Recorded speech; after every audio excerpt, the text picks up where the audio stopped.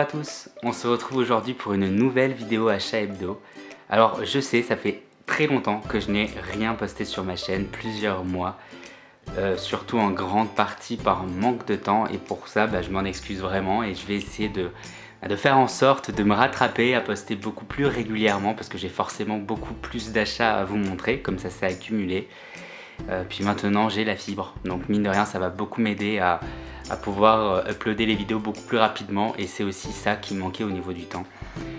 Donc voilà, je vais essayer aussi de reprendre le Discord, enfin je vous parlerai de tout ça dans d'autres vidéos parce qu'il y en a encore quand même quelques-unes que je prépare, j'attends, il y a des achats qui me manquent pour faire ces présentations là. En tout cas je tenais vraiment à refaire une présentation parce que ça manque un petit peu, mine de rien. Alors du coup je vais commencer avec quelques achats, certains récents, d'autres un peu moins. Et on va commencer, je pense, avec tout ce qui est coffret. C'est parti. Alors tous ceux qui me connaissent savent que je suis un grand fan de Game of Thrones. Donc forcément, je me suis procuré l'édition Fnac de la saison 1 de House of the Dragon, que j'ai vraiment adoré. Alors dedans, il y a le petit steelbook 4K et le livre. Donc ça, je suis très heureux de l'avoir, c'est un bel objet. Voilà, un peu compliqué de faire la présentation comme ça en étant mal installé, donc excusez-moi pour ça. Ensuite, un film que j'ai découvert au cinéma, alors il s'agit d'une série, c'est le Visiteur du futur. Alors je connaissais pas du tout cette série à la base, donc je suis allé voir le film un peu par curiosité. Et au final, j'ai beaucoup aimé l'univers, l'humour. Donc j'ai vu qu'il y avait ce coffret qui sortait, peut-être un peu cher pour ce que c'était, juste pour avoir une édition Blu-ray. Si je ne dis pas de bêtises, il n'y a que dans cette édition, on peut avoir le Blu-ray, il n'y a que le DVD qui est sorti en amarré simple. Alors c'était un peu dommage parce que j'avais pas trop envie d'avoir tous ces trucs un peu gadgets, entre guillemets, pour juste avoir le Blu-ray. Et au final, j'ai réussi à le trouver sur Vinted à un prix assez abordable. Alors je sais plus du tout le prix d'origine comme ça de tête, ni le prix auquel je l'ai payé, mais je dirais une petite vingtaine d'euros. Donc en vrai ça se rapprochait d'un prix amarré Blu-ray. Donc j'ai foncé parce que ça sera avec plaisir de revoir ce film à l'occasion. Donc ensuite ça va être un peu plus rapide. J'ai profité de quelques soldes, alors comme font souvent Warner, pour me procurer l'intégrale, les 3 films, l'intégrale, je pense qu'on peut dire, vu tout ce qui se passe en ce moment en termes de polémique autour des acteurs, en particulier Ezra Miller. Je pense pas qu'il y ait de suite, donc je pense qu'on peut dire que j'ai l'intégrale des Animaux Fantastiques. Alors voilà, c'est une saga que j'aime pas trop dans l'univers d'Harry Potter. Enfin, j'avais bien aimé le premier, le deuxième un peu moins, le troisième j'ai réussi à l'apprécier. Donc je les ai pris parce que voilà, je suis complétiste, malheureusement, des fois c'est pas toujours un bon point. Mais j'ai très envie aussi de lui relaisser une chance, et il y a quand même quelques bons souvenirs. Donc voilà, et ensuite j'ai aussi souhaité me procurer l'intégrale d'Harry Potter en Blu-ray, bien que je les ai aussi en 4K, mais dans une version italienne. Donc du coup, c'est juste pour la VO, et c'est-à-dire que voilà, il y a quand même... cette saga m'a quand même accompagné durant mon enfance et adolescence, et du coup de temps en temps les revoir en VF avec la VF dont on a l'habitude, ça me manquait un petit peu. Donc je me suis procuré une édition, voilà, je me suis dit quand j'allais le trouver à l'occasion dans un coffret sympathique, j'allais foncer. Donc là dedans on a tous les petits posters des 8 films, ça c'est cool. Et ensuite, voilà, nous avons les 8 films qui se présentent là-dedans. Donc voilà. C'est très compliqué de vous présenter les objets comme ça. Donc maintenant, on va passer aux amarrés. Donc j'ai fait une petite sélection. Et on va commencer du coup avec un 4K, Hellboy, donc un film que j'adore. Petite préférence pour le premier, bien que le 2, je l'apprécie également. Alors je le cherchais en 4K, il n'était pas si simple à trouver en France, parce qu'en France il est sorti qu'en steelbook, je crois.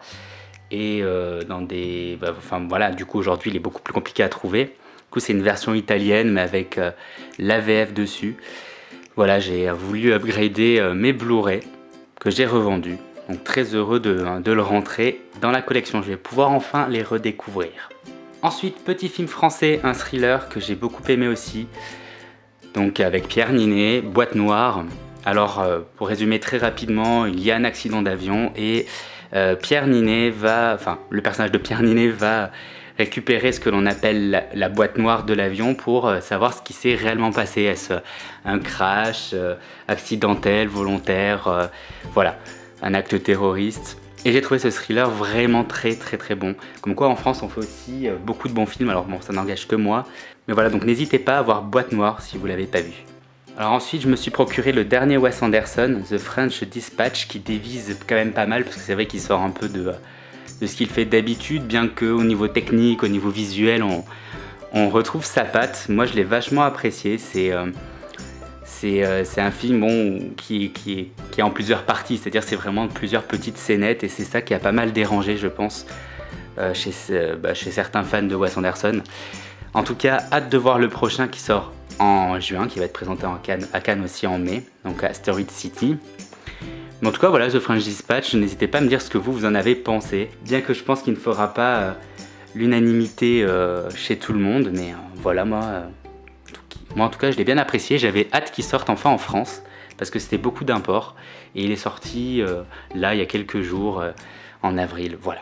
Ensuite, étant un grand fan de Jim Carrey, je me suis procuré Eternal Sunshine of the Spotless Mind, alors que je n'avais jamais vu, voilà, j'en entendais beaucoup parler, et que en bien, donc je l'ai enfin découvert.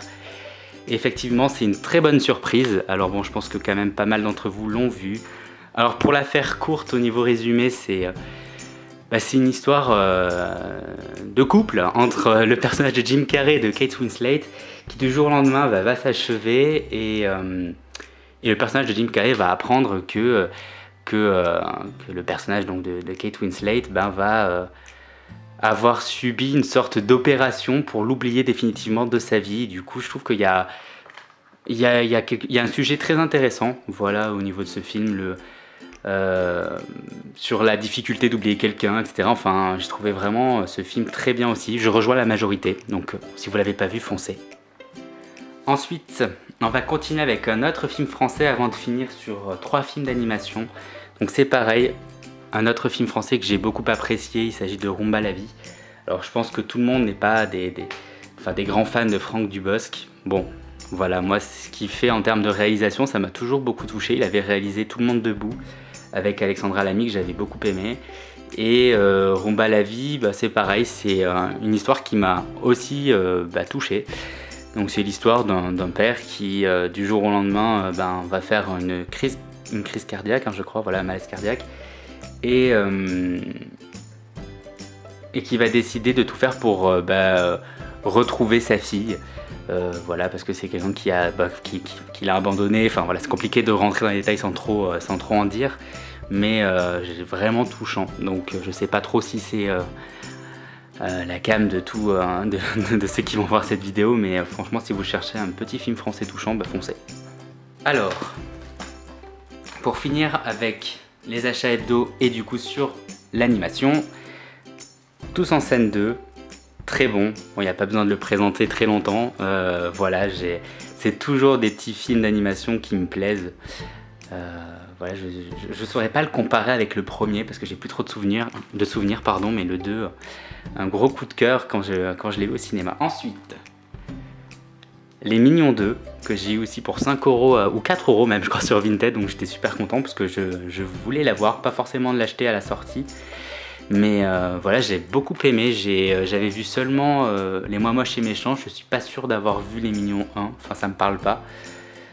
Mais voilà, très bonne surprise, comme d'habitude, de toute façon Illumination font toujours des trucs sympas. Le coup de cœur de fin d'année 2022 en animation, Le Chapeauté 2, qui est sorti aussi il n'y a pas très longtemps.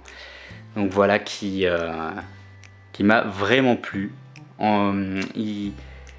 Il a une patte en termes d'animation qui change de ce qu'on a l'habitude de voir en général. Donc voilà, il prend des risques, mais ça fait du bien, ça fait un peu de peau neuve dans le cinéma d'animation et c'est très réussi. Donc je sais pas si vous l'avez encore vu de votre côté, mais foncez, évidemment, si vous aimez l'univers de Shrek.